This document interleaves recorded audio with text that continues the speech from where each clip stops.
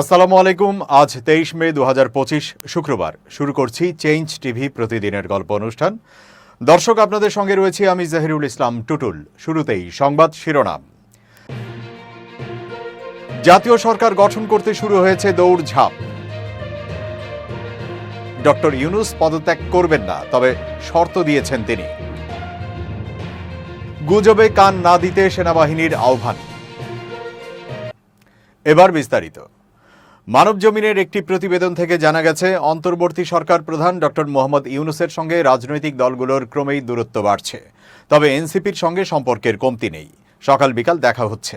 দায়িত্বশীল সূত্রগুলো বলছে, গত 4 দিন একটানা চেষ্টা করেও প্রধান উপদেষ্টার সঙ্গে বিএনপির সাক্ষাৎ পেতে ব্যর্থ হয়েছে। জামাত ইসলামীর তরফেও বারবার সর্বদলীয় বৈঠক আহ্বানের তাগিদ দেওয়া হচ্ছে, কিন্তু কোনো অনুরোধেই তিনি সাড়া দেননি। ওদিকে বিএনপি ও জামাতের মধ্যে দূরত্ব কমছে। ইতোমধ্যেই 2 দফা বৈঠকের খবর রয়েছে। 2026-এর ফেব্রুয়ারির মধ্যে নির্বাচন অনুষ্ঠানের ব্যাপারে 2 দলের মধ্যে কথাবার্তা চলছে। নির্ভরযোগ্য সূত্রগুলো বলছে, প্রফেসর ইউনূসকে ঘিরে রেখেছে একটি অশুভ চক্র। এই চক্রে রয়েছে 7 জন, ভেতরে 4, বাইরে 3। এই চক্রটি চায় না নির্বাচনের দিকে দেশ এগিয়ে যাক। তাদের মতলব অন্য। তারা প্রফেসর ইউনূসকে জনবিচ্ছিন্ন করতে চায়। সর্বশেষ খবরে জানা যায়, সংকট ঘনীভূত হচ্ছে। আর এই সংকট উত্তরণে কোনো উদ্যোগ নেই, বরং উল্লেখিত চক্রটি নানা খেলায় মত্ত রয়েছে। তারাই বলছে, প্রফেসর ইউনূস পদত্যাগ করতে যাচ্ছেন, আমরা তাকে পদত্যাগ থেকে বিরত রেখেছি। তারাই এখন জরুরি অবস্থা জারি হচ্ছে এমন খবর রটাচ্ছে। বাস্তবের সঙ্গে এর কোনো মিল নেই। মানবজমিন জানতে পেরেছে, বৃহস্পতিবার প্রফেসর ইউনূসের সঙ্গে ঐকমত্য কমিশনের ভাইস চেয়ারম্যান ডক্টর আলী রিয়াজের বৈঠক হয়েছে। ঠিক কী বিষয়ে আলোচনা হয়েছে তা এখন পর্যন্ত জানা সম্ভব হয়নি। তবে ধারণা করা হচ্ছে, সেনা প্রধানের বক্তব্য এবং সর্বশেষ রাজনৈতিক পরিস্থিতি তারা পর্যালোচনা করেছেন। এছাড়া ওই দিনই অনুষ্ঠিত উপদেষ্টা পরিষদের বৈঠকে রাজনৈতিক পরিস্থিতি নিয়ে বিস্তারিত আলোচনা হয়। প্রায় 4 ঘণ্টা চলে এই বৈঠক। এতে প্রধান উপদেষ্টা কতিপয় উপদেষ্টার ভূমিকায় হতাশা ব্যক্ত করেন। রাজনৈতিক পণ্ডিতরা বলছেন, প্রফেসর ইউনূস পদত্যাগ করলেই সব সংকটের সমাধান হয়ে যাবে, এটা মনে করার কোনো কারণ নেই। বরং সংকট আরও তীব্র হবে। প্রফেসর ইউনূস যদি সঠিক সময়ে সঠিক সিদ্ধান্ত না নেন, তাহলে খেলা তার হাতছাড়া হয়ে যেতে পারে। ক্ষতিগ্রস্ত হতে পারে বিপ্লবের মূল চেতনা। এইমাত্র এক অসমর্থিত সূত্রে জানা গেছে, পরিস্থিতি মোকাবেলায় একটি জাতীয় সরকার গঠনের দৌড়ঝাঁপ শুরু হয়েছে।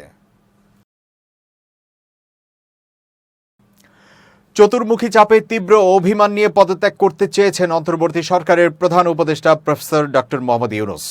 বৃহস্পতিবার উপদেষ্টা পরিষদের এক বৈঠকে তিনি পদত্যাগ করবেন বলে জানান। কিন্তু উপদেষ্টাদের অনুরোধে দেশের বৃহত্তর স্বার্থে শেষ পর্যন্ত সিদ্ধান্ত থেকে সরে আসেন তিনি। উপদেষ্টা পরিষদের বৈঠক সূত্রে এই তথ্য জানা গেছে। এবার ইলিয়াস হোসেন তার ব্যক্তিগত ভেরিফাইড ফেসবুকে এক পোস্টের মাধ্যমে বাংলাদেশে আসার ইঙ্গিত দিয়েছেন। শুক্রবার দেওয়া পোস্টে ইলিয়াস জানান, দেশের জন্য যদি প্রয়োজন হয় তবে প্রফেসর ইউনূসের পাশে দাঁড়ানোর জন্য পিনাকি, ইলিয়াস, কনক সারোয়ার একসাথে ঢাকা এয়ারপোর্টে ল্যান্ড করবেন। প্রধান উপদেষ্টা পদত্যাগ করবেন না বলে জানিয়েছেন প্রধান উপদেষ্টার বিশেষ সহকারী প্রকৌশলী ও প্রযুক্তিবিদ ফাইজ তায়েব আহমেদ। শুক্রবার নিজের ভেরিফাইড ফেসবুক আইডিতে এক পোস্টে একথা বলেন তিনি। পোস্টে ফাইজ তায়েব আহমেদ লিখেন, প্রধান উপদেষ্টা পদত্যাগ করবেন না। অধ্যাপক ডক্টর মোহাম্মদ ইউনূসের ক্ষমতা প্রয়োজন নেই, কিন্তু বাংলাদেশের জন্য, বাংলাদেশের শান্তিপূর্ণ ডেমোক্রেটিক ট্রানজিশনের জন্য ডক্টর ইউনূস স্যারের দরকার আছে। তিনি লেখেন, বরং ক্যাবিনেটকে আরও গতিশীল হতে হবে, সরকারকে আরও বেশি ফাংশনাল হতে হবে, উপদেষ্টাদের আরও বেশি কাজ করতে হবে, দৃশ্যমান অগ্রগতি জনতার সামনে উপস্থাপন করতে হবে। এ ব্যাপারে কোনো দ্বিমত থাকতে পারে না। আমাদেরকে দেখাতে হবে যে গণ অভ্যুত্থান পরবর্তীতে জনতার সম্মতিতে ক্ষমতায় এসে প্রফেসর সাফল্য দেখিয়েছেন। তিনি আরও লেখেন, বিশ্ব সম্প্রদায়ের কাছে ডক্টর মোহাম্মদ ইউনূসের সম্মান আছে, এটা রক্ষা করা আমাদের দায়িত্ব। আমি মনে করি সরকারকে এখন থেকে রাজনৈতিক দলগুলোর সাথে আরও নিবিড়ভাবে আলোচনায় বসতে হবে, নিয়মিত বসে এবং বিভিন্ন বিষয়ে তাদের মতামত চাইতে হবে। কোনো ধরনের বিচ্ছিন্নতা কাম্য নয়। প্রধান উপদেষ্টার বিশেষ সহকারী লেখেন, পাশাপাশি সেনাবাহিনীও রাজনীতিতে নাক গলাতে পারবে না। আজকের দুনিয়ায় কোনো সভ্য দেশের সেনাবাহিনী রাজনীতি করে না। তাই ডিসেম্বরের মধ্যে নির্বাচনের বক্তব্যে সেনাপ্রধান জুরিসডিকশনাল কারেক্টনেস রক্ষা করতে পারেননি। তবে সেনাবাহিনীকে প্রাপ্য সম্মান দেখাতে হবে, আস্থায় রাখতে হবে। সেনাবাহিনী প্রশ্নে হুট করে কিছু করা যাবে না, হঠকারী কিছু করা যাবে না। তেমনি ইনক্লুসিভনেসের নাম করে আওয়ামী লীগের পুনর্বাসনও চাওয়া যাবে না। বাংলাদেশ সেনাবাহিনী আমাদের গর্ব এবং আস্থার জায়গা, সেটা কেউ ভঙ্গ করবে না। ফায়েজ তাইয়েব লেখেন, সকল দরকারি প্রস্তুতি শেষ করে নির্বাচন এপ্রিল-মের মধ্যেই অনুষ্ঠিত হবে বলেই আশা করি। এই সময়ে সকল যৌক্তিক সংস্কার সম্পন্ন করতে হবে জুলাই সনদ। তিনি আরও লেখেন, জুলাই-আগস্ট 25-এ আমরা জাতীয়ভাবে 2 মাস জুলাই গণঅভ্যুত্থানের 1 বছর পূর্তির উদযাপন করব ইনশাল্লাহ, এবং আগস্টের মধ্যেই স্বৈরাচারী খুনি হাসিনার বিচারের প্রথম রায়টি আলোর মুখ দেখতে পাবে বলেও আশা প্রকাশ করি। ইনশাল্লাহ আমরা হারব না, আমাদের হারানো যাবে না। এর আগে বাংলাদেশের অন্তর্বর্তী সরকারের প্রধান উপদেষ্টা অধ্যাপক মোহাম্মদ ইউনূস পদত্যাগ করতে পারেন এমন খবর পেয়ে তার সঙ্গে দেখা করেছেন জাতীয় নাগরিক পার্টি এনসিপির আহ্বায়ক নাহিদ ইসলাম। বৃহস্পতিবার সন্ধ্যায় প্রধান উপদেষ্টার বাসভবন রাষ্ট্রীয় অতিথি ভবন যমুনায় গিয়ে তার সঙ্গে সাক্ষাৎ করেছেন তিনি বলেন, দেশের চলমান পরিস্থিতিতে স্যারের তো পদত্যাগের একটা খবর আমরা আজকে সকাল থেকে শুনছি। ওই বিষয় নিয়ে আলোচনা করতে স্যারের সঙ্গে দেখা করতে গিয়েছিলাম। প্রধান উপদেষ্টা দেশের চলমান পরিস্থিতিতে কাজ করতে পারবেন না এমন শঙ্কা প্রকাশ করেছেন বলে জানিয়েছেন নাহিদ ইসলাম। বিএনপি চেয়ারপারসনের উপদেষ্টা জয়নুল আবেদিন ফারুক বলেছেন, নির্বাচনে অস্থিরতা সৃষ্টি করার জন্য ষড়যন্ত্রকারীরা সংস্কারের নামে কারচুপির মাধ্যমে নির্বাচন বিলম্বিত করার চেষ্টা করছে। তিনি মনে করেন, এই অস্থিরতার মূল কারণ হলো যারা নির্বাচনের সময় সংকট সৃষ্টি করছে এবং যারা নির্বাচনকে দেরিতে করতে চাচ্ছেন। জয়নুল আবেদিন ফারুক বলেন, সংস্কার করবেন না, কারণ সংস্কারের মধ্য দিয়ে ষড়যন্ত্রকারীরা নির্বাচনকে বিলম্বিত করে আপনাকে অস্থির করে তুলবে। দেশে যেন অস্থিরতা দেখা যায়। এই অস্থিরতার জন্য যারা দায়ী তারা আমাদের সন্দেহের তালিকায় রয়েছেন। তিনি আরো বলেন, আপনি আগে জানিয়েছিলেন জুলাইয়ে নির্বাচন হবে, পরে বললেন ডিসেম্বরে হবে। এখনও নির্বাচনের সঠিক সময় ঘোষণা না হওয়ায় আমরা আশঙ্কা করছি। যারা আন্দোলনে অংশ নিয়েছিল, যারা মামলা খেয়েছে, তারা আপনার সঙ্গে বসতে পারত, কিন্তু এখনও কোনো সুনির্দিষ্ট ঘোষণা আসেনি। বিএনপির উপদেষ্টা আরো বলেন, অর্থাৎ আমরা মনে করি যদি এই অস্থিরতার জন্য যাদের দায় দেওয়া হয় তারা যদি সেসব পরিস্থিতি সৃষ্টি করে থাকে, তাহলে বাংলাদেশ জাতীয়তাবাদী দল কখনোই সেই অস্থিরতাকে গ্রহণ করবে না। তিনি সরকারকে সতর্ক করে বলেন, আপনাকে অচিরেই আজকে, কালকে কিংবা পরশু নির্বাচনের তফসিল ঘোষণা করতে হবে। এমন সংস্কার করবেন না যার মাধ্যমে নির্বাচনী প্রক্রিয়ায় অন্যায়ের সুযোগ সৃষ্টি হয় এবং নির্বাচনের করিডোর চট্টগ্রামের অন্য কারো হাতে চলে যায়। জনগণকে গুজবে কান না দেওয়ার অনুরোধ করেছে বাংলাদেশ সেনাবাহিনী। শুক্রবার দুপুরে নিজেদের ভেরিফাইড ফেসবুক পেজে সচেতনতামূলক বিজ্ঞপ্তি দিয়ে লেখা এক পোস্টে এই আহ্বান জানায় সেনাবাহিনী বলছে, সম্প্রতি একটি স্বার্থান্বেষী মহল বাংলাদেশ সশস্ত্র বাহিনীর লোগো ব্যবহার করে একটি ভুয়া প্রেস বিজ্ঞপ্তি প্রকাশ করেছে, যার মাধ্যমে সাধারণ জনগণের মাঝে বিভ্রান্তি সৃষ্টির পাশাপাশি সশস্ত্র বাহিনী ও জনগণের মধ্যে বিভেদ তৈরির অপচেষ্টা চলছে। পোস্টে আরও লেখা হয়, গুজবে কান দেবেন না, বিভ্রান্ত হবেন না, সত্যতা যাচাই করুন, সচেতন থাকুন। এই পোস্টের সঙ্গে ভুয়া প্রেস বিজ্ঞপ্তিটির ছবিও জুড়ে দেওয়া হয়। শরীরের শক্তি কমে যাচ্ছে, অল্প কাজে হাঁপিয়ে উঠছেন। ডায়াবেটিস মানে কি জীবনের গতি থেমে যাওয়া? একদমই না। প্রতিদিন মাত্র 1 কাপ ডায়াবেটিস চা পান করুন আর সুস্থ জীবন উপভোগ করুন।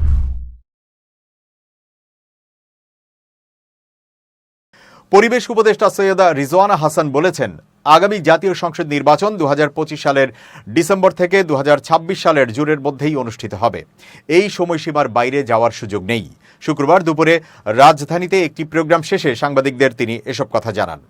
রিজওয়ানা হাসান বলেন, প্রধান উপদেষ্টা ইতোমধ্যে পরিষ্কারভাবে জানিয়েছেন যে আগামী জাতীয় সংসদ নির্বাচন ডিসেম্বর থেকে জুনের মধ্যে অনুষ্ঠিত হবে। তিনি বলেন, আমি প্রথম থেকেই বলে এসেছি যে উনি একটা সময় দিয়েছেন, ডিসেম্বর থেকে জুনের মধ্যে নির্বাচন হবে। তার একদিনও এদিক সেদিক হওয়ার কোনো সুযোগ আমাদের পক্ষ থেকে নেই। কাজেই এগুলো নিয়ে অন্য ধরনের কোনো কথা বলারও কোনো সুযোগ হওয়া উচিত নয়। চাপের প্রসঙ্গে রিজওয়ানা হাসান বলেন, ধরুন প্রত্যাশার একটা চাপ হচ্ছে যে আমরা পারফর্ম করতে পারছি কিনা। আমাদের বিবেচনায় ওটাই একমাত্র চাপ, এর বাইরে আর কোনো চাপ নেই। তিনি আরো বলেন, আপনি এখন এক জায়গা থেকে আরেক জায়গায় মিটিংয়ে যাবেন, সচিবালয় থেকে যমুনা যেতে পারবেন না, রাস্তা বন্ধ। কেন রাস্তা বন্ধ? এরকম অনেক সমস্যা আছে যেগুলো আলাপ আলোচনার মাধ্যমেই সমাধান করা যায়।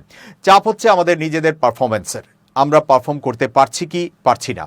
রিজওয়ানা বলেন, আমরা দায়িত্ব নেওয়ার পর থেকে যার যত দাবি আছে সবগুলো নিয়ে রাস্তায় বসে যাচ্ছে, রাস্তা আটকে দিচ্ছে, একদম ঢাকা শহর অচল করে দিচ্ছে। সেই অচল অবস্থা নিরসনে আমরা কিছু করতে পারছি কিনা, আমরা আগেও বলেছি আমরা ক্ষমতায় নেইনি, দায়িত্বে আছি। এই দায়িত্ব পালন করা তখনই আমাদের জন্য সম্ভব হবে যখন আমরা সবার সহযোগিতা পাব। প্রত্যাশার বিষয়টা এক, আর দায়িত্ব পালন করার বিষয়টা আরেক। আমরা চিন্তা করেছি আসলে দায়িত্ব পালন করতে পারছি কিনা। এবার খুব জরুরি 1 মিনিট জানাচ্ছেন ইউনেস্কো ক্লাব পুরস্কার বিজয়ী সাংবাদিক আমিরুল মোমিনিন মালিক। খুব জরুরি 1 মিনিটে প্রত্যেককে আমন্ত্রণ। প্রিয় বন্ধুরা, আপনি যখন কোনো কাজে নামবেন তখন অবশ্যই একটি কল্পচিত্র তৈরি করুন। সেই কাজ করতে গিয়ে আপনি কি ধরনের সফলতা চান, কাজটিকে কিভাবে দেখতে চান, আপনি নিজেকে ওই কাজের মধ্য দিয়ে কিভাবে উপস্থাপন করতে চান, কল্পনায় এর যদি একটা অবয়ব বা কল্পচিত্র তৈরি করতে না পারেন তাহলে বাস্তবেও আপনি এগুতে পারবেন না বা আপনার সামনে কোনো সুনির্দিষ্ট স্বপ্ন থাকবে না। কল্পনার উপরেই নির্ভর করে স্বপ্ন, আর স্বপ্ন দেখলেই তা কাজের মধ্য দিয়ে বাস্তবায়নের পথ তৈরি হয়। সুতরাং আসুন নিজের মনের মধ্যে নিজের পছন্দের কাজের একটা স্বপ্নময় জগৎ তৈরি করি, একটা কল্পচিত্র তৈরি করি, যেটা আমার জন্য হবে মাইলস্টোন। ভালো থাকবেন, শুভেচ্ছা নিরন্তর। এবার দেশের বাইরের খবর। পাকিস্তানের সঙ্গে সাম্প্রতিক সংঘাত নিয়ে ভারতের রাজনীতি এখন বেশ সরগরম। মূলত পাকিস্তানের হামলায় রাফাল সহ বেশ কয়েকটি যুদ্ধবিমান হারানো সহ ক্ষয়ক্ষতি নিয়ে বিরোধীদের তোপের মুখে পড়েছে নরেন্দ্র মোদী সরকার। এমন অবস্থায় পাকিস্তানের সঙ্গে সংঘাত নিয়ে ভারতীয় প্রধানমন্ত্রী নরেন্দ্র মোদীকে খোঁচা দিয়েছেন দেশটির প্রধান বিরোধী নেতা রাহুল গান্ধী। তিনি মোদীকে খোঁচা দিয়ে প্রশ্ন তুলেছেন, শুধুমাত্র ক্যামেরার সামনেই আপনার রক্ত গরম হয় কেন? মূলত শরীরে রক্ত নয়, আমার শিরায় সিঁদুর টকবক করে ফুটছে। মোদীর এমন বক্তব্যের জবাবেই রাহুল এই মন্তব্য করেছেন। বৃহস্পতিবার এক প্রতিবেদনে এই তথ্য জানিয়েছে ভারতীয় সংবাদ মাধ্যম হিন্দুস্তান টাইমস। ভারতীয় সংবাদ মাধ্যম বলছে, বৃহস্পতিবার পাকিস্তানকে কড়া হুঁশিয়ারি দিয়েছেন প্রধানমন্ত্রী নরেন্দ্র মোদী। পাকিস্তানের সীমান্তের কাছেই রাজস্থানের বিকানেরের সভা থেকে মোদী বলেন, রক্ত নয়, তার শিরায় টকবক করে ফুটছে সিঁদুর। তিনি দাবি করেন, গত 22 এপ্রিল কাশ্মীরের পেহেলগামে হামলার প্রতিশোধ মাত্র 22 মিনিটেই নিয়েছে ভারত। আর এরপরই প্রধানমন্ত্রী মোদীকে ফের খোঁচা দেন লোকসভার বিরোধী দলনেতা রাহুল গান্ধী। তার অভিযোগ, শুধুমাত্র ক্যামেরার সামনেই বড় বড় বুলি আওড়ান মোদী। রাহুল বলেন, একমাত্র ক্যামেরার সামনেই প্রধানমন্ত্রী মোদীর রক্ত গরম হয়। বৃহস্পতিবার সোশ্যাল মিডিয়াতে একটি পোস্ট করেন রাহুল গান্ধী।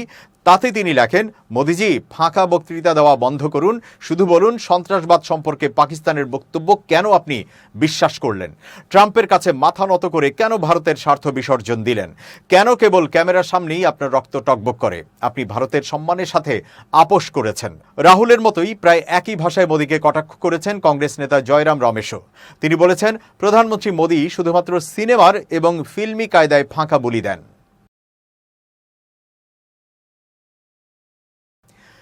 ইয়েমেনের হাউজি সম্প্রদায় ইসরায়েলে 2টি পৃথক হামলা চালিয়েছে। বৃহস্পতিবার গোষ্ঠীটির সামরিক মুখপাত্র ইয়াহিয়া সারি এক বিবৃতিতে এই তথ্য নিশ্চিত করেন। ইয়াহিয়া সারি জানান, জুলফিকার নামের একটি ক্ষেপণাস্ত্র সফলভাবে ইয়াফার নিকটবর্তী ইসরায়েলের প্রধান বিমানবন্দরে আঘাত হানে। এতে প্রায় 1 ঘন্টা বিমান চলাচল বন্ধ থাকে, আর তখন সেখান থেকে সাধারণ জনগণকে সরিয়ে নেওয়া হয়। এদিকে মধ্য ইসরায়েল জুড়ে এক প্রচণ্ড বিস্ফোরণের খবর পাওয়া গেছে। ইসরায়েলি গণমাধ্যম চ্যানেল 12 নিশ্চিত করে যে বেন গুরিয়নে অবতরণকারী একাধিক ফ্লাইটের রুট পরিবর্তন করা হয় এবং হামলার পর আকাশসীমা সাময়িকভাবে বন্ধ করা হয়। ইসরায়েলি প্রতিবেদন অনুযায়ী মে মাসের শুরু থেকে এটি ইসরায়েলে হাউজিদের একাদশ ক্ষেপণাস্ত্র হামলা এবং মার্চে গাজায় যুদ্ধ পুনরায় শুরুর পর থেকে এটি 37তম। একই সময়ে সারি জানান যে হাইফা ও তেল আবিব লক্ষ্য করে 2টি ইয়াফা ড্রোন উৎক্ষেপণ করা হয়েছে। এগুলোকে তিনি গুরুত্বপূর্ণ শত্রু অবকাঠামো হিসেবে উল্লেখ করেছেন। গাজায় ইসরায়েলি চলমান আগ্রাসনের প্রতিশোধ হিসেবে গোষ্ঠীটি এই হামলাগুলো চালায়। উল্লেখ্য, 19 মে হাউজিরা হাইফা বন্দরে নৌ অবরোধের ঘোষণা দেয়। তারা জানায়, হাইফায় নোঙর করা বা সেদিকে গমনরত সব জাহাজকে সামরিক লক্ষ্য হিসেবে বিবেচনা করা হবে। এ নিয়ে শিপিং কোম্পানিগুলোকে সতর্ক করা হয়। দর্শক, শেষ করছি প্রতিদিনের গল্পের আজকের গল্প। changetv.press বাংলাদেশের ইউটিউব জার্নালিজমের অগ্রদূত। ভিজিট করুন এর ওয়েবসাইট www.changetv.press, youtube.com/changetvpress এবং সাবস্ক্রাইব করুন চ্যানেলটি। নিয়মিত লাইক, কমেন্ট ও শেয়ার করে আপডেট রাখুন নিজেকে। ভালো থাকুন, নিরাপদে থাকুন। শুভেচ্ছা নিরন্তর। changetv.press, এক ফোঁটা হলুদও নেই।